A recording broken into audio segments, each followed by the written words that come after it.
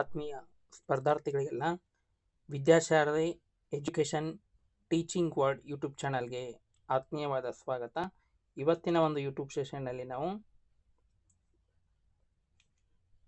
ಆರೋಗ್ಯ ಶಿಕ್ಷಣ ಮುಂಬರುವಂಥ ಒಂದು PSTR, GPSTR ಮತ್ತು HSTR ಪರೀಕ್ಷೆಗೆ ಸಂಬಂಧಪಟ್ಟಂತೆ ಒಂದು ಆರೋಗ್ಯ ಶಿಕ್ಷಣ ಮತ್ತು ಪ್ರಥಮ ಚಿಕಿತ್ಸೆಯನ್ನು ಕುರಿತು ಪ್ರಮುಖವಾದಂಥ ಒಂದು 30 ಪ್ರಶ್ನೆಗಳನ್ನ 30 ಮಿನಿಟ್ಸ್ 30 ಕ್ವಶನ್ ಸಾಲ್ವ್ ಅನ್ನುವಂಥದ್ದನ್ನು ಇವತ್ತಿಲ್ಲಿ ಸಾಲ್ವ್ ಮಾಡ್ತಾ ಇದ್ದೀವಿ.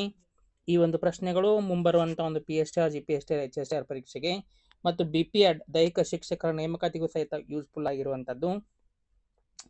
ಪೂರ್ತಿಯಾಗಿ ವಿಡಿಯೋ ನೋಡಿ ಅಂತ ತಿಳಿಸ್ತಾ, ಅದಕ್ಕಿಂತ ಮುಂಚೆ ಒಂದು ವಿದ್ಯಾಶಾರದೆ ವತಿಯಿಂದ ಪ್ರಮುಖವಾಗಿ 3 ಹೊಸ ಬ್ಯಾಚ್ ಕೋರ್ಸ್ಗಳನ್ನು ಆರಂಭಿಸಿರುವಂಥದ್ದು. ಇಲ್ಲೇ ನಿಮಗೆ GPSTR ಅಭ್ಯಾಸ್, HSTR ಚಾಂಪಿಯನ್ ಮತ್ತು PSTR ವಿಜಯ್ ಅನ್ನುವಂಥ ಬ್ಯಾಚ್ ಕೋರ್ಸ್ ಇರುವಂಥದ್ದು. ಫೀಸ್ ಬಂದುಬಿಟ್ಟು ನಿಮಗೆ 1000 ರೂಪೀಸ್ ಇರುತ್ತೆ. ಕಂಪ್ಲೀಟ್ ಆಗಿ 6 ಮಂತು. ಪ್ರತಿದಿನ ಲೈವ್ ತರಗತಿಗಳು ರಾತ್ರಿ 8:30ರಿಂದ 10 ಗಂಟೆ. ಆಮೇಲೆ ರೆಕಾರ್ಡಿಂಗ್ ಕ್ಲಾಸಸ್ಸು ಸಹಿತ ವಾಚ್ ಮಾಡ್ಬೋದು. ರೆಕಾರ್ಡಿಂಗ್ ಕ್ಲಾಸಸ್ಸು ಇರುತ್ತೆ. ಆಮೇಲೆ ನಿಮಗೆ PDF ನೋಟ್ಸ್ ಕೊಡ್ತೀವಿ, ಇನ್ಫೋರೋಪಿಕ್ PDF ಕೊಡ್ತೀವಿ ಅಂತ ತಿಳಿಸ್ತಾ, ಈ ಒಂದು ನಂಬರ್ಗೆ ಕಾಂಟ್ಯಾಕ್ಟ್ ಮಾಡಿ ನೀವು ಆನ್ಲೈನ್ ಬ್ಯಾಚ್ ಕೋರ್ಸ್ಗೆ ಜಾಯಿನ್ ಆಗ್ಬೋದು. ಇದು ನಮ್ಮದು ಆ್ಯಪು. ನಿಮಗೆ ಇಲ್ಲೇ ರೆಕಾರ್ಡಿಂಗ್ಸು, ಸ್ಟಡಿ ಮಟೀರಿಯಲು, ಟೆಸ್ಟು ಕಂಪ್ಲೀಟಾಗಿ ಸಿಗುವಂಥದ್ದು.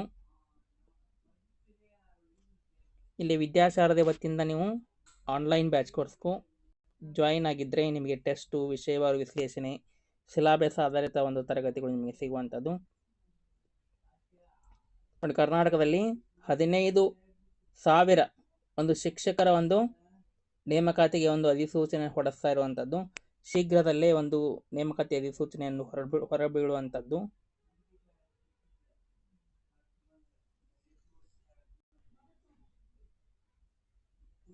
ಇಲ್ಲೇ ನಿಮಗೆ ಬಂದ್ಬಿಟ್ಟು 8,500 GPSTR, 4,500 HSTR, 900 ಒಂದು PSTR ಹುದ್ದೆಗಳು, 500 ಕಂಪ್ಯೂಟರ್ ಟೀಚರ್ಸು, ಆಮೇಲೆ 650 BPEd ಟೀಚರ್ಗಳ ಒಂದು ಹುದ್ದೆಗಳ ಒಂದು ಕಾಲ್ಫರ್ಮ್ ಆಗ್ತಾ ಇರುವಂಥದ್ದು. ಪ್ರಥಮ ಚಿಕಿತ್ಸೆ ಪ್ರಶ್ನೆಗಳು ಅಂತಂದಾಗ ಫಸ್ಟ್ ಕ್ವಶನ್ ನೋಡ್ರಿ, ಪ್ರಥಮ ಚಿಕಿತ್ಸೆಯ 3P ಗುರಿಗಳಲ್ಲಿ ಸೇರದೇ ಇರುವಂಥದ್ದು ಯಾವುದು? ನೋಡಿ, ಪ್ರಮುಖವಾಗಿ 3 Pಗಳು ಒತ್ತಿಕೊಂಡು ಬರ್ತಾವು. ಅದರಲ್ಲಿ ಸೇರದೇ ಇರುವಂಥ ಅಂಶ ಯಾವುದು ಒತ್ತಿಕೊಂಡು ಕೇಳಿದ್ದಾರೆ. ವಿಶೇಷವಾಗಿ ಇದರಲ್ಲಿ ಒಂದು ಪ್ರಾಣ ರಕ್ಷಣೆ ಮಾಡುವಂಥದ್ದು ಕರೆಕ್ಟ್ ಆಗಿರುವಂಥದ್ದು. ಆಮೇಲೆ ಪರಿಸ್ಥಿತಿ ಗಂಭೀರವಾಗದಂತೆ ತಡೆಯುವುದು, ಇದು ಕರೆಕ್ಟ್ ಐತಿ. ಶೀಘ್ರ ಚೇತರಿಕೆಗೆ ಉತ್ತೇಜನ, ಇವು 3 ಕರೆಕ್ಟ್ ಅದಾವೆ. ರಾಂಗ್ ಆಗಿರುವಂಥದ್ದು ಯಾವುದು ಅಂತಂದ್ರೆ ಇದರಲ್ಲಿ ಆಪ್ಷನ್ ಬಿ. ತಪ್ಪಾಗಿರೋದಕ್ಕೆ ಯಾರವರ ಸೇರದೇ ಇರುವಂಥದ್ದು ವೈದ್ಯಕೀಯ ಶಸ್ತ್ರಚಿಕಿತ್ಸೆ, ಸರ್ಜಿಕಲ್ ಆಪರೇಷನ್, ಇದು ಪ್ರಥಮ ಚಿಕಿತ್ಸೆ ಅಲ್ಲ. ನೋಡಿ, ಪ್ರಥಮ ಚಿಕಿತ್ಸೆ ಅಂತಂದ್ರೆ ವಿಶೇಷವಾಗಿ ಒಂದು ತಾತ್ಕಾಲಿಕ ವೈದ್ಯಕೀಯ ನೆರವು ಹೊತ್ತಿಕೊಂಡು ಕರಿತೀವಿ.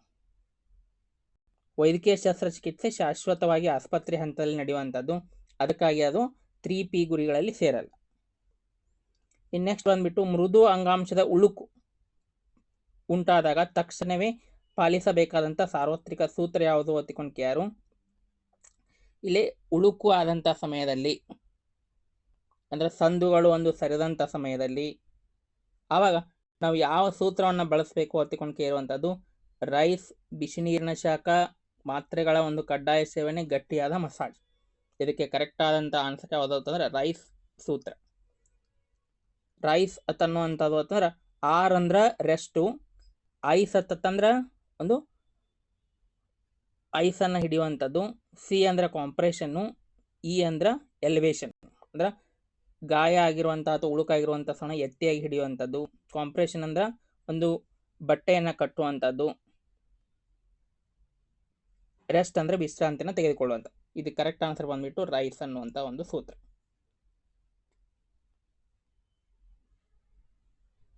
ನೆಕ್ಸ್ಟ್ ನೋಡಿ, 3ನೇ ಕ್ವಶನ್, ರಕ್ತಸ್ರಾವವನ್ನು ತಕ್ಷಣ ನಿಲ್ಲಿಸಲು ಪ್ರಥಮ ಚಿಕಿತ್ಸೆಯ ಅತ್ಯಂತ ಪ್ರಮುಖವಾದಂಥ ನಿಯಮ.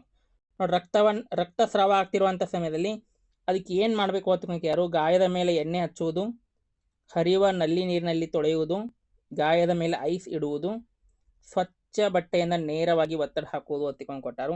ಇದಕ್ಕೆ ಸರಿಯಾದಂಥ ಉತ್ತರ ಬಂದ್ಬಿಟ್ಟು ಒಂದು ಸ್ವಚ್ಛವಾದಂಥ ಒಂದು ಬಟ್ಟೆಯಿಂದ ನೇರವಾಗಿ ಒತ್ತಡವನ್ನು ಹಾಕುವಂಥ ಡೈರೆಕ್ಟ್ ಪ್ರೆಷರನ್ನು ಕೊಡೋದ್ರಿಂದ ರಕ್ತಸ್ರಾವವನ್ನು ನಾವು ತಡೆಗಟ್ಟಬಹುದು. ರಕ್ತ ಒಂದು ಸುರಿಯುವಂಥದ್ದನ್ನು ನಿರಂತರವಾಗಿ ಸೋರುವಂಥ ನಿಲ್ಲಿಸಲಿಕ್ಕೆ ಗಾಯದ ಮೇಲೆ ನೇರವಾಗಿ ಬಲವಂತದ ಒತ್ತಡವನ್ನು ಸ್ವಚ್ಛವಾದ ಗಾಜು ಮೂಲಕ ಹಾಕುವುದೇ ಪ್ರಥಮ ಕ್ರಮ ಆಗಿದೆ. ಇನ್ನು ಮೂಗು ಒಡೆದು ರಕ್ತಸ್ರಾವ ಆಗುತ್ತಿರುವಾಗ ರೋಗಿಯನ್ನು ಹೇಗೆ ಕುಳ್ಳಿರಿಸಬೇಕು ಅತ್ತಿಕೊಂಡು ಕ್ಯಾರು, ಇದಕ್ಕೆ ಒಂದು ಸರಿಯಾದಂಥ ಉತ್ತರ ಬಂದ್ಬಿಟ್ಟು ತಲೆಯನ್ನು ಸ್ವಲ್ಪ ಮುಂದಕ್ಕೆ ಬಾಗಿಸಿ ಕುಳ್ಳಿರಿಸಬೇಕು ಮೂಗಿನಿಂದ ರಕ್ತಸ್ರಾವ ಆಗುವಂಥ ಒಂದು ಸಮಯದಲ್ಲಿ. ನೋಸ್ ಬ್ಲೀಡ್ ಅತ್ತಿಕೊಂಡು ಕರೀತೀವಿ. ತಲೆಯನ್ನು ಮುಂದಕ್ಕೆ ಬಾಗಿ ನಾವು ಕೂರಿಸುವುದರಿಂದ ಒಂದು ರಕ್ತವು ಗಂಟಲಿನೊಳಗೆ ಹೋಗಿ ಉಸಿರಾಟದ ಒಂದು ತೊಂದರೆ ಅಥವಾ ವಾಂತಿ ಉಂಟಾಗುವುದನ್ನು ನಾವು ತಡೆಗಟ್ಟಬಹುದು.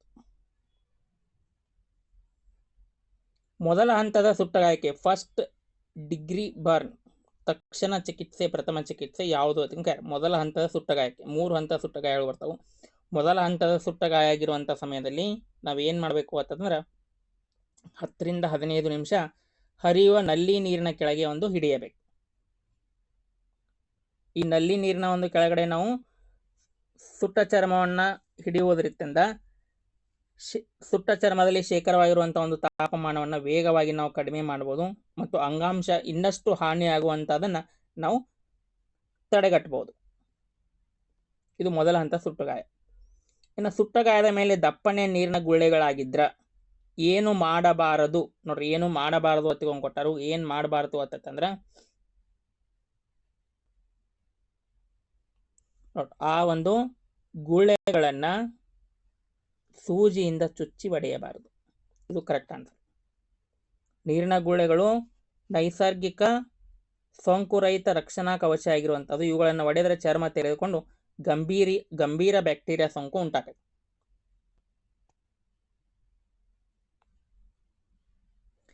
ನೆಕ್ಸ್ಟ್, ಮೈಗೆ ಬೆಂಕಿ ಹೊತ್ತಿಕೊಂಡಾಗ ಗಾಬರಿಯಿಂದ ಓಡಬಾರದು, ಬದಲಿಗೆ ಯಾವ ನಿಯಮ ಪಾಲಿಸಬೇಕು? ನೋಡಿ, ಬೆಂಕಿ ಹತ್ತಿಕೊಂಡಿರುವಂಥ ವ್ಯಕ್ತಿ ಓಡಾಡಬಾರ್ದು. ಯಾಕಂದರೆ ಓಡಾಡ್ಲಿಕ್ಕೆ ಸ್ಟಾರ್ಟ್ ಮಾಡಿದ್ರು ಅಂದ್ರೆ ಆಮ್ಲಜನಕ ದೊರೆತು ಮತ್ತಷ್ಟು ಬೆಂಕಿ ಹೊತ್ಕೋತೈತಿ. ಅವಾಗ ಏನು ಮಾಡಬೇಕು ಅಂತಂದ್ರೆ ಪ್ರಮುಖವಾಗಿ ನಿಲ್ಲು, ಬೀಳು ಮತ್ತು ಉರುಳು, ಸ್ಟಾಪ್, ಡ್ರಾಪ್ ಮತ್ತು ರೋಲ್. ಇದು ಪ್ರಮುಖವಾದಂಥ ಒಂದು ನಿಯಮ. ಸ್ಟಾಪ್ ಅಂತಂದ್ರೆ ನಿಲ್ಲಬೇಕು, ಓಡಾಡಬಾರ್ದು. ಆಮೇಲೆ ಕೆಳಗಡೆ ಬೀಳಬೇಕು, ಮಲಗಬೇಕು. ಮಲಗುವುದರಿಂದ ಒಂದು ಜ್ವಾಲೆ ಆಮ್ಲಜನಕ ಪೂರೈಕೆ ಸ್ಥಗಿತಗೊಂಡು ಬೆಂಕಿ ನಂದುತ್ತೈತಿ. ಆಮೇಲೆ ಉರುಳಾಡುವುದರಿಂದ ರೋಲ್, ಉರುಳುವುದರಿಂದ ಬೆಂಕಿ ಬೇಗನೆ ಏನಾಗುತ್ತೆ ಅಂದರೆ ಮೈಗೆ ಹತ್ತಿರುವಂಥ ಆರ್ತೈತಿ. ಅಥವಾ ಅಲ್ಲೇ ಎಲ್ಲಾದರೂ ಒಂದು ಕಂಬಳಿ ಇತ್ತು ಅಂತಂದ್ರೆ ಕಂಬಳಿಯನ್ನು ಹೊಚ್ಚಿ ಬೆಂಕಿಯನ್ನು ಆರಿಸ್ಬೋದು. ಪ್ರಥಮ ಚಿಕಿತ್ಸಾ ಪೆಟ್ಟಿಗೆಯನ್ನು ಫಸ್ಟ್ ಏಡ್ ಬಾಕ್ಸ್ ನಿರ್ವಹಿಸುವಾಗ ಮುಖ್ಯವಾಗಿ ಯಾವ ಮುನ್ನೆಚ್ಚರಿಕೆಯನ್ನು ವಹಿಸಬೇಕು? ಆಪ್ಷನ್ ನೋಡ್ರಿ. ಒಂದು, ಪೆಟ್ಟಿಗೆಗೆ ಬಲವಾದ ಬೀಗ ಹಾಕಿ ಕೀಲಿಯನ್ನು ಮರೆಮಾಚಬೇಕು. ಬಳಸಿದ ನಂತರ ಸಾಮಗ್ರಿಯನ್ನು ಎಸೆಯಬೇಕು. ಮಾತ್ರೆಗಳ ಮತ್ತು ಕ್ರೀಮ್ಗಳ ಅವಧಿ ಮುಕ್ತಾಯದ ಎಕ್ಸ್ಪೈರಿ ದಿನಾಂಕಗಳನ್ನು ಪರಿಶೀಲಿಸಬೇಕು ಅಂತ ಕೊಟ್ಟರು. ಆಮೇಲೆ ಬಿಸಿಲಿನಲ್ಲಿ ಒಣಗಿಸಬೇಕು ಅಂತ ಕೊಟ್ಟ. ಇದಕ್ಕೆ ಸರಿಯಾದಂಥ ಆನ್ಸರ್ ಬಂದ್ಬಿಟ್ಟು ಆಪ್ಷನ್ ಸಿ. ಮಾತ್ರೆಗಳು ಮತ್ತು ಕ್ರೀಮಿನ ಅವಧಿ ಏನಾದರೂ ಎಕ್ಸ್ಪೈರಿ ಆಗಿದ್ದು ಅಥವಾ ಅವನ್ನು ತೆಗೆದು ಹೊಸ ಮಾತ್ರೆ ಮತ್ತು ಕ್ರೀಮ್ಗಳನ್ನ ಆ ಒಂದು ಪ್ರಥಮ ಚಿಕಿತ್ಸಾ ಪೆಟ್ಟಿಗೆಯಲ್ಲಿ ಹಾಕಬೇಕು. ಯಾಕಂದರೆ ಅವಧಿ ಮುಕ್ತಾಯವಾದಂಥ ಔಷಧಗಳು ವಿಷಪೂರಿತವಾಗಬಹುದು ಅಥವಾ ಪರಿಣಾಮ ಕಳೆದುಕೊಳ್ಳಬಹುದು ಅಥವಾ ಸೈಡ್ ಎಫೆಕ್ಟ್ಗಳು ಆಗ್ಬೋದು ಅವುಗಳನ್ನ ಸೇವಿಸುವುದರಿಂದ. ಅದಕ್ಕಾಗಿ ನಿರಂತರ ನೋಡ್ತಾ ಇರಬೇಕು. ಎಕ್ಸ್ಪೈರ್ ಆಗಿರುವಂಥವುಗಳನ್ನ ತೆಗೆದು ಬೇರೆವುಗಳನ್ನ ಹಾಕಬೇಕು. ಇನ್ನು ಜೇನನ್ನು ಕಚ್ಚಿದ ತಕ್ಷಣ ಹೊರ ತೆಗೆಯಬೇಕಾದಂಥ ವಿಷಕಾರಿ ಮುಳ್ಳನ್ನು, ಸ್ಟ್ರಿಂಜರನ್ನು ಹೇಗೆ ತೆಗಿಬೇಕು ಅಂತ ಕೊಟ್ಟ. ಆಪ್ಷನ್ ಎ, ಕೈ ಬೆರಳುಗಳಿಂದ ಬಲವಾಗಿ ಹಿಚುಕಿ ತೆಗೆಯಬೇಕು. ಪ್ಲಾಸ್ಟಿಕ್ ಕಾರ್ಡ್ ಅಥವಾ ಫ್ಲಾಟ್ ವಸ್ತುವಿನಿಂದ ನಿಧಾನವಾಗಿ ತಳಿ ಹೊರ ತೆಗೆಯಬೇಕು. ಆ ಜಾಗವನ್ನು ಬ್ಲೇಡ್ನಿಂದ ಕತ್ತರಿಸಬೇಕು. ಕಬ್ಬಿಣದ ಮುಳ್ಳಿನಿಂದ ಚುಚ್ಚಬೇಕು. ಇದಕ್ಕೆ ಸರಿಯಾದಂಥ ಉತ್ತರ ಬಂದ್ಬಿಟ್ಟು ಆಪ್ಷನ್ ಬಿ, ಪ್ಲಾಸ್ಟಿಕ್ ಕಾರ್ಡ್ ಅಥವಾ ಫ್ಲಾಟ್ ವಸ್ತುವಿನಿಂದ. ಈ ಸಿಮ್ ಕಾರ್ಡ್ ಅದು ಇದ್ದು ಅಥವಾ ಅದರಿಂದ ಏನು ಮಾಡಬೇಕು ಅಂದ್ರೆ ನಾವು ತೆಗಿಬೇಕು. ಸ್ಕ್ರಾಪಿಂಗ್ ಕಟ್ಟಿಕೊಂಡು ಕರಿತೇವೆ. ಬೆರಳುಗಳಿಂದ ಹಿಂಡಿದರೆ ಮುಳ್ಳಿನ ಹಿಂಭಾಗದಲ್ಲಿರುವಂಥ ವಿಷಚೀಲ ಒಡೆದು ಒಳಗೆ ಹೆಚ್ಚು ವಿಷ ಬಿಡುಗಡೆ ಆಕೈತಿ. ಅದಕ್ಕಾಗಿ ನಾವು ಸ್ಕ್ರ್ಯಾಪಿಂಗ್ ಅನ್ನುವಂಥ ಪ್ಲಾಸ್ಟಿಕ್ ಕಾರ್ಡನ್ನು ಬಳಸಿ ಅದನ್ನು ಹೊರಗಡೆ ತೆಗಿಬೇಕು. ನೋಡಿ, ಇಲ್ಲೇ 15,000 ಒಂದು ಶಿಕ್ಷಕರ ನೇಮಕಾತಿ ಅಂತ ಹೇಳ್ತಾ ಇದ್ವಿ. ಎಷ್ಟು ಕಾಲ ಆಕ್ಕವು ಅನ್ನುವಂಥದ್ದು ಇಂಪಾರ್ಟೆಂಟ. ಅತಿ ಹೆಚ್ಚು ಕಾಲ ಆಗುವಂಥ 58% GPSTR ಪೋಸ್ಟ್ಗಳು.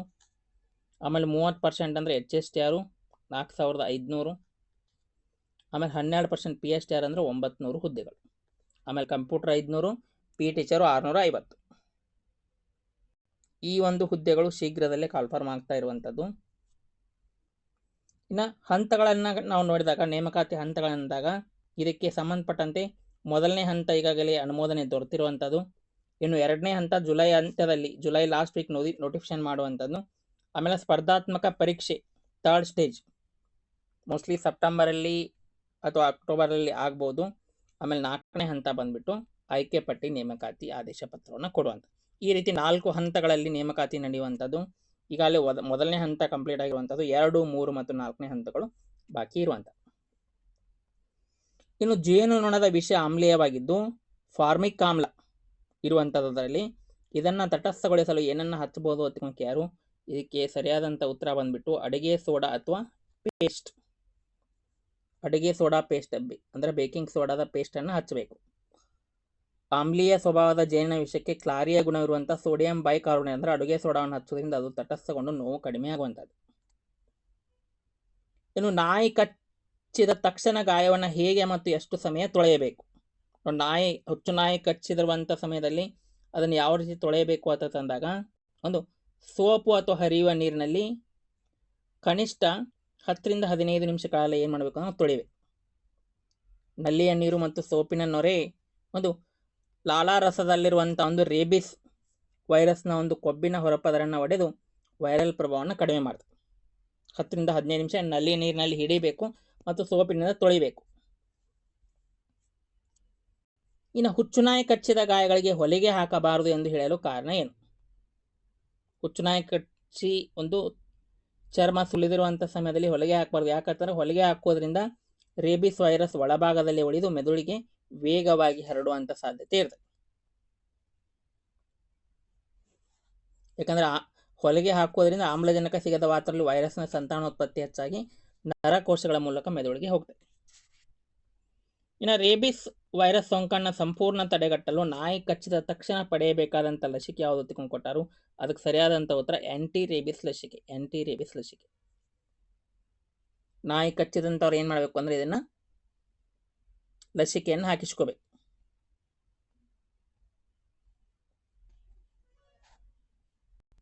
ಇನ್ನು ಸ್ಪರ್ಧಾತ್ಮಕ ಪರೀಕ್ಷೆಗೆ ಸಂಬಂಧಪಟ್ಟಂತ ಒಂದು ಎಲ್ಲ ಪರೀಕ್ಷೆ ಪುಸ್ತಕಗಳು ಸಿಗುವಂಥದ್ದು PSTR, GPSTR ಮತ್ತು KE ನಡೆಸುವಂಥ ಒಂದು ಎಕ್ಸಾಮ್ಗಳಿಗೆ, KPSC ನಡೆಸುವಂಥ ಎಕ್ಸಾಮ್ಗಳಿಗೆ ಸಿಗುವಂಥದ್ದು ಒಂದು ನ್ಯೂ ಬುಕ್ಸ್ಗಳನ್ನ ಬೈ ಮಾಡ್ಬೋದು.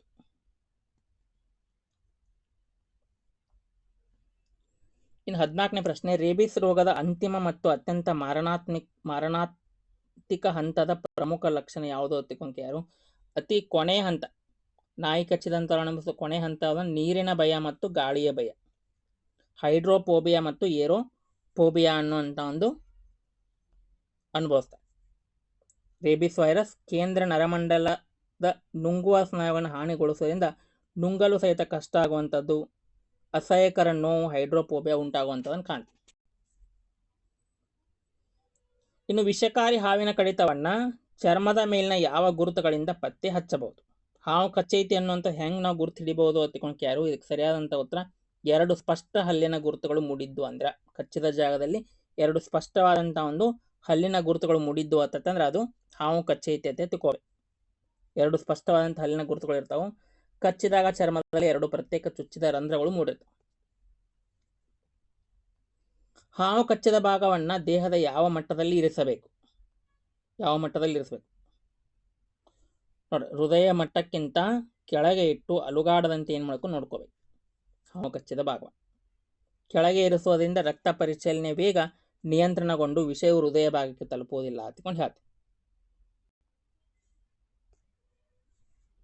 ಇನ್ನು ಹಾವು ಕಡಿತಕ್ಕೆ ಜಗತ್ತಿನಲ್ಲಿರುವಂಥ ಏಕೈಕ ವೈಜ್ಞಾನಿಕ ಮತ್ತು ಜೀವರಕ್ಷಕ ಔಷಧಿ ಯಾವುದು ಅಂತ ಯಾರು? ಇದಕ್ಕೆ anti snake venom, ASV, anti snake venom ಅನ್ನುವಂಥದ್ದು ಸರಿಯಾದಂಥ ಉತ್ತರ. ಹಾವಿನ ವಿಷಯದಲ್ಲಿರುವಂಥ ಪ್ರೋಟೀನ್ ಸಾರಕ್ಕೆ ಪ್ರತಿಯಾಗಿ ಮಾನವ ದೇಹದಲ್ಲಿ ಕಾರ್ಯನಿರ್ವಹಿಸುವಂಥ ಏಕೈಕ ನಿರ್ದಿಷ್ಟ ಪರಿಹಾರ ASV ವ್ಯಾಕ್ಸಿನ್ ಹಾಕೊಳ್ಳೋದು. ಹಾವು ಕಚ್ಚಿದ ಭಾಗಕ್ಕೆ ಹಗ್ಗ ಅಥವಾ ಬಟ್ಟೆ ಕಟ್ಟಬಾರ್ದು, ಅಂದ್ರೆ ಟಾರ್ನಿಕ್ ಕಿಟ್ ಹತ್ತಿಕೊಂಡು ಕರಿತೇವೆ. ಎದಕ್ಕೆ ಹೇಳ್ತಾರೋ ಅಂತಂದ್ರೆ ಟಾರ್ನಿಕೆ ಕಟ್ಟೋದ್ರಿಂದ, ಹಗ್ಗ ಅಥವಾ ಬಟ್ಟೆಯನ್ನು ಕಟ್ಟೋದ್ರಿಂದ ರಕ್ತ ಪರಿಚಲನೆ ನಿಂತು ಅಂಗಾಂಶವೇ ನಾಶವಾಗಿ ಅದನ್ನು ಕತ್ತರಿಸುವಂಥ ಪರಿಸ್ಥಿತಿ ಬರಬಹುದು.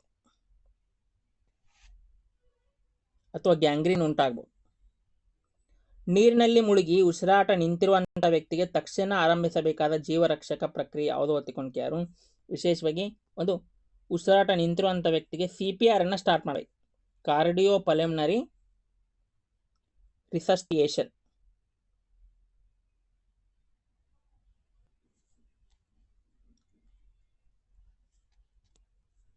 ಇನ್ನು CPR ಪ್ರಕ್ರಿಯೆಯಲ್ಲಿ ಎದೆ ಒತ್ತುವಿಕೆ ಮತ್ತು ಕೃತಕ ಉಸಿರಾಟ ನಿರ್ವಹಿಸುವಂತ ಒಂದು ಸಾರ್ವತ್ರಿಕ ಅನುಪಾತ ಯಾವುದು ಅಂತಂದ್ರೆ ಒಂದು 30 ಬಾರಿ ಎದೆಯನ್ನ ಒತ್ತುವಂಥದ್ದು, 2 ಬಾರಿ ಕೃತಕ ಉಸಿರಾಟವನ್ನು ನೀಡುವಂಥ 2 ಬಾರಿ ಕೃತಕವಾಗಿ ಉಸಿರಾಟ ನೀಡುವಂಥದ್ದು ಹೊಸ ಜಾಗತಿಕ ಕಾಯ್ದೆಯ ಪ್ರಮಾಣ ಆಗಿರುವಂಥದ್ದು. ಇನ್ನು ನೀರಿನಿಂದ ಪಾರಾದ ಸಂತ್ರಸ್ತನ ಶ್ವಾಸಕೋಶದ ಒಳಗೆ ಸೇರಿದ ಅತ್ಯಲ್ಪ ನೀರು ಕೆಲವು ಗಂಟೆಗಳ ನಂತರ ಸಾವು ತರಬಹುದು. ಇದನ್ನು ಯಾವ ಹೆಸರಿಂದ ನಾವು ಕರಿತೀವಿ ಅಂತಂದ್ರೆ ಅದು ದ್ವಿತೀಯಕ ಮುಳುಕೆ, ಸೆಕೆಂಡರಿ ಡ್ರಾಯಿಂಗ್. ಶ್ವಾಸಕೋಶಕ್ಕೆ ಸೇರಿದ ಅತಿ ಸಣ್ಣ ನೀರಿನ ಒಂದು ಕಣಗಳು ಉಸಿರಾಟದ ನಾಳದಲ್ಲಿ ಒಂದು ಕರಳು ದ್ರವ ಸ್ರವಿಸುವಂತೆ ಮಾಡಿ ಕೆಲ ಗಂಟೆಗಳ ನಂತರ ಉಸಿರುಗಟ್ಟಿ ಸಾವು ಸಂಭವಿಸುವಂತ. ಇನ್ನು ಪಾರ್ಶ್ವವಾಯು ಅಥವಾ ಬ್ರೈನ್ ಸ್ಟ್ರೋಕ್, ಲಕ್ವಾತಿಕೊಂಡು ನಾವೇನು ಕರಿತೀವಿ, ಅದನ್ನ ಲಕ್ಷಣಗಳನ್ನ ತ್ವರಿತವಾಗಿ ಪತ್ತೆ ಹಚ್ಚಲು ಇರುವಂತ ಒಂದು ಜಾಗತಿಕ ಸೂತ್ರ ಯಾವುದು? ಅದಕ್ಕೆ ಯಾರು? ಇದಕ್ಕೆ ಸರಿಯಾದ ಉತ್ತರ ಫಾಸ್ಟ್. ಫಾಸ್ಟ್ ಅಂತಂದ್ರೆ F ಅಂತಂದ್ರೆ ಫೇಸು, A ಅಂತಂದ್ರೆ ಆರ್ಮು, S ಅಂದ್ರೆ ಸ್ಪೀಚು, ಆಮೇಲೆ T ಅಂತಂದ್ರೆ ಟೈಮ್. ಫಾಸ್ಟ್ ಅನ್ನುವಂಥ ಸೂತ್ರನ ಬಳಸ್ತೀವಿ. ಇನ್ನು ಪಾರ್ಶ್ವವಾಯು ಪತ್ತೆ ಹಚ್ಚುವ ಫಾಸ್ಟ್ ಸೂತ್ರದಲ್ಲಿ F ಮತ್ತು A ಏನನ್ನ ಸೂಚಿಸ್ತಾರು? ಒಂದೇದು ಫೇಸ್ ಡ್ರಾಪಿಂಗ್. F ಅಂದ್ರೆ ಮುಖ ಜೋಲು ಬೀಳುವಂಥದ್ದು, ಒಂದು ಸೈಡ್ ಅಷ್ಟ ಒಂದು ಮುಖ ಜೋಲು ಬೀಳುವಂತ ಕಾಣ್ತೀವಿ. ಅಥವಾ ಒಂದು A ಅಂತಂದ್ರೆ ಆರ್ಮ್ ವೀಕ್ನೆಸ್, ಕೈಗಳ ಒಂದು ದೌರ್ಬಲ್ಯ, ಕೈಯನ್ನ ಮೇಲಕ್ಕೆ ಎತ್ತದೇ ಇರುವಂತ ಒಂದು ಸಮಸ್ಯೆ ಬರುವಂತ. ಇನ್ನು ಹೃದಯಾಘಾತ, ಹಾರ್ಟ್ ಅಟ್ಯಾಕ್ ಸಂಭವಿಸಿರುವಂತ ಸಮಯದಲ್ಲಿ ತಕ್ಷಣ ನೀಡಬಹುದಂತ ರಕ್ತ ಹೆಪ್ಪುಗಟ್ಟುವುದನ್ನು ತಡೆಗಟ್ಟಲು ಜೀವರಕ್ಷಕ ಮಾತ್ರೆ ಯಾವುದು? ಅದಕ್ಕೆ ಯಾರು? ಅದಕ್ಕೆ ಆಸ್ಪಿರಿನ್ ಮಾತ್ರೆಯನ್ನು ಕೊಡಬೇಕು. ಇದು ರಕ್ತ ಹೆಪ್ಪುಗಟ್ಟದಂತೆ ರಕ್ತ ತಿಳುವಾಗುವ ರೀತಿ ಕೆಲಸವನ್ನ ಮಾಡುತ್ತೆ. ರಕ್ತದಲ್ಲಿನ ಕಿರುತಟ್ಟೆಗಳು ಒಂದಕ್ಕೊಂದು ಅಂಟಿಕೊಳ್ಳುವಂಥದ್ದನ್ನು ತಡೆಯುವ ಮೂಲಕ ಹೃದಯದ ರಕ್ತನಾಳದ ಬ್ಲಾಕ್ ಅನ್ನ ಕಡಿಮೆ ಮಾಡುವಂತ. ಇನ್ನು ಸೂರ್ಯಾಘಾತ, ಹೀಟ್ ಸ್ಟ್ರೋಕ್ ಉಂಟಾದಂಥ ವ್ಯಕ್ತಿಯಲ್ಲಿ ಕಂಡುಬರುವಂತ ಅತ್ಯಂತ ಪ್ರಮುಖ ಮತ್ತು ವಿಶಿಷ್ಟ ಲಕ್ಷಣ ಯಾವುದು ಒತ್ತಿಕೊಂಡ್ಕೆ ಯಾರು? ವಿಶೇಷವಾಗಿ ಒಂದು ಹೀಟ್ ಸ್ಟ್ರೋಕ್ ಒಳಗಿರುವಂಥ ವ್ಯಕ್ತಿ ಬೆವರುವಿಕೆ ಸಂಪೂರ್ಣವಾಗಿ ನಿಂತು ಹೋಗಿರ್ತೈತಿ, ಬಿಸಿ ಹಾಗೂ ಒಣ ಚರ್ಮ ಆಗುವಂಥದ್ದು, ದೇಹದ ಉಷ್ಣತಾ ನಿಯಂತ್ರಣ ವ್ಯವಸ್ಥೆ ಕೆಟ್ಟು ಹೋಗುವುದರಿಂದ ಬೆವರಿನ ಗ್ರಂಥಿಗಳು ನಿಷ್ಕ್ರಿಯಗೊಂಡು ದೇಹ ಒಣಗುವಂಥದ್ದು ಮತ್ತು ಉಷ್ಣತೆ 104 ಡಿಗ್ರಿ ಫ್ಯಾರನ್ಹೀಟ್ಗಿಂತ ಹೆಚ್ಚಾಗುವಂಥದ್ದು. ಇದು ಹೀಟ್ ಸ್ಟ್ರೋಕ್ ಆಗುವಂಥ ಒಂದು ವ್ಯಕ್ತಿಯಲ್ಲಿ ಕಂಡುಬರುವಂಥ. ಅದಕ್ಕಾಗಿ ಅದನ್ನು ತಕ್ಷಣವೇ ನೆರಳಿನ ಒಂದು ಪ್ರದೇಶಕ್ಕೆ ಕರೆದುಕೊಂಡು ಹೋಗಿ ಒಂದು ನೀರನ್ನು ಒಂದು ಚುಮುಕಿಸಬೇಕು ಮತ್ತು ಹಣೆಯ ಮೇಲೆ ಒಂದು ನೀರಿನಿಂದ ತೊಳೆದಂಥ ಒಂದು ಬಟ್ಟೆಯನ್ನು ಹಚ್ಚಬೇಕು. ಆಮೇಲೆ ಒಂದು ರೂಮ್ಗೆ ಕರೆದುಕೊಂಡು ಹೋಗಿ ಫ್ಯಾನನ್ನು ಆನ್ ಮಾಡಬೇಕು. ಇನ್ನು ಮೂಳೆ ಮುರಿತವಾಗಿರುವ ಗಾಯಗಳನ್ನು ಆಸ್ಪತ್ರೆಗೆ ಕೊಂಡೊಯ್ಯುವ ಮುನ್ನ ಮಾಡಬೇಕಾದಂಥ ಅತ್ಯಂತ ಪ್ರಮುಖ ಕೆಲಸ ಯಾವುದು ಅಂತಂದ್ರೆ ಮೂಳೆ ಮುರಿತ ಆಗಿರುವಂಥ ಸಮಯದಲ್ಲಿ ಆಧಾರ ಪಟ್ಟಿ ಸ್ಪ್ಲಿಂಟ್ ಅನ್ನು ಬಳಸಿ ಮುರಿದ ಮೂಳೆಯ ಕೀಲುಗಳು ಸಂಪೂರ್ಣವಾಗಿ ಸ್ಥಿರಗೊಳಿಸುವಂಥದ್ದು ಮಾಡಬೇಕು. ಮುರಿದಂಥ ಒಂದು ಮೂಳೆಗಳು,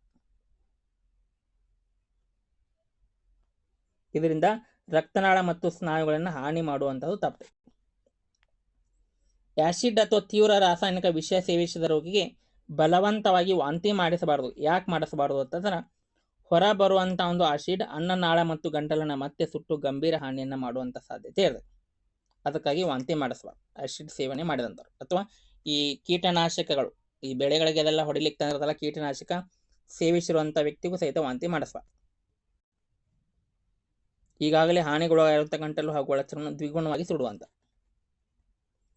ಪ್ರಜ್ಞೆ ತಪ್ಪಿ ಬಿದ್ದ ರೋಗಿ ಉಸಿರಾಡುತ್ತಿದ್ದರೆ ಆತನ ಶ್ವಾಸನಾಳ ಮುಚ್ಚಿ ಹೋಗದಂತೆ ಮಲಗಿಸಬೇಕಾದಂಥ ಸುರಕ್ಷಿತ ಭಂಗಿ ಯಾವುದು ಅಂದರೆ ರಿಕವರಿ ಭಂಗಿ, ಮಗ್ಗಲಿಗೆ ಮಲಗಿಸುವಂಥ. ಪ್ರಜ್ಞೆ ತಪ್ಪಿ ಬಿದ್ದಂಥ ವ್ಯಕ್ತಿ ಉಸಿರಾಡ್ತಾ ಇದ್ದ ಅಂದರೆ ರಿಕವರ ಭಂಗಿಯಲ್ಲಿ ನಾವು ಮಲಗಿಸುವುದರಿಂದ ಸಂತ್ರಸ್ತನ ನಾಲೆಯು ಗಂಟಲಿಗೆ ಅಡ್ಡವಾಗುವುದು ತಪ್ಪುತ್ತದೆ ಮತ್ತು ವಾಂತಿ ಹಾಗೂ ಲಾಲಾರಸ ಹೊರಬರಲು ಸಹಾಯ ಆಗ್ತದೆ. ಆತನ ಒಂದು ಹೊಟ್ಟೆಯಿಂದ ಏನಾದರೂ ವಾಂತಿ ಅದು ಆಗೋದಿತ್ತಂದ್ರೆ ಅಲ್ಲೇ ಈಸಿಯಾಗಿ ಹೊರಗಡೆ ಬರ್ತದೆ. ಉಸಿರುಗಟ್ಟಿಸುವ ವಿಷಾನಿಲ ಕಾರ್ಬನ್ ಮೊನಾಕ್ಸೈಡ್ ಸೇವಿಸಿ ತೊಂದರೆಗೊಳಗಾದಂಥ ರೋಗಿಗೆ ಮಾಡುವಂಥ ಮೊದಲ ಉಪಚಾರ ಯಾವುದು ಒತ್ತಿಕೊಂಡ್ಕೆ ಯಾರು? ಅದಕ್ಕೆ ಸರಿಯಾದಂಥ ಉತ್ತರ ತಕ್ಷಣ ರೋಗಿಯನ್ನ ಸ್ವಚ್ಛ ಮತ್ತು ಮುಕ್ತ ಗಾಳಿ ಇರುವಂಥ ಒಂದು ಹೊರಾಂಗಣಕ್ಕೆ ಸ್ಥಳಾಂತರಿಸಿಕೊಂಡು ಬರಬೇಕು. ವಿಷಾನಿಲ ಪರಿಣಾಮವನ್ನು ಕಡಿತಗೊಳಿಸಲು ತಕ್ಷಣ ಒಂದು ಆಮ್ಲಜನಕ ದೊರೆಯುವಂಥ ಒಂದು ಸ್ಥಳಕ್ಕೆ ಕರ್ಕೊಂಡು ಬರಬೇಕು. ಇದರಿಂದ ಮುಕ್ತ ಗಾಳಿ ಆತನಿಗೆ ಸಿಗ್ತದೆ. ಲಾಸ್ಟ್ ಕ್ವಶನು, ವಿದ್ಯುತ್ ಶಾಖ ತಗುಲಿದ ಒಂದು ವ್ಯಕ್ತಿಯನ್ನ ರಕ್ಷಿಸುವಾಗ ಮೊದಲು ಕೈಗೊಳ್ಳಬೇಕಾದಂಥ ಕ್ರಮ ಯಾವುದು? ಆ ಥರ ಫಸ್ಟ್ ಏನು ಮಾಡಬೇಕು ಅಂದರೆ ವಿದ್ಯುತ್ ಸಂಪರ್ಕವನ್ನು ಕಡಿತಗೊಳಿಸ್ಬೇಕು. ಮೇನ್ ಸ್ವಿಚ್ಚನ್ನು ಆಫ್ ಮಾಡಬೇಕು ಮತ್ತು ರೋಗಿಯನ್ನು ಡೈರೆಕ್ಟಾಗಿ ಯಾರೂ ಮುಟ್ಟಬಾರ್ದು. ಮೇನ್ ಸ್ವಿಚ್ಚನ್ನು ಆಫ್ ಮಾಡಿ ಒಂದು ಕಟ್ಟಿಗೆಯ ಸಹಾಯದಿಂದ ಆತನನ್ನು ಒಂದು ರಕ್ಷಣೆ ಮಾಡಬೇಕು. ಇವಿಷ್ಟು ಒಂದು ಪ್ರಥಮ ಚಿಕಿತ್ಸೆಗೆ ಸಂಬಂಧಪಟ್ಟಂಥ ಪ್ರಮುಖವಾಗಿರುವಂಥ ಒಂದು ಪ್ರಶ್ನೋತ್ತರಗಳ ಒಂದು ಮಾಲಿಕೆ. ಇನ್ನೂ ನಮ್ಮ ಚಾನಲ್ನ ಯಾರು ಸಬ್ಸ್ಕ್ರೈಬ್ ಮಾಡಿಲ್ಲ ಸಬ್ಸ್ಕ್ರೈಬ್ ಮಾಡಿ ಅಂತ ತಿಳಿಸ್ತಾ, ನಿಮ್ಗೆ ಏನಾದರೂ ಆನ್ಲೈನ್ ಬ್ಯಾಚ್ ಕೋರ್ಸ್ಗೆ ಜಾಯಿನ್ ಆಗಬೇಕು ಅನ್ನೋಂಥ ಆಸೆ ಇದ್ರೆ ಕಂಪ್ಲೀಟಾಗಿ ಒಂದು ಬ್ಯಾಚ್ ಕೋರ್ಸ್ ಇರುತ್ತೆ. ಈ ನಂಬರ್ಗೆ ಕಾಂಟ್ಯಾಕ್ಟ್ ಮಾಡ್ಬೋದು. 9380850076 ಈ ನಂಬರ್ಗೆ ಕಾಂಟ್ಯಾಕ್ಟ್ ಮಾಡಿ ಒಂದು ಜಾಯಿನ್ ಆಗ್ಬೋದು. ಎಲ್ಲರಿಗೂ ಧನ್ಯವಾದಗಳು.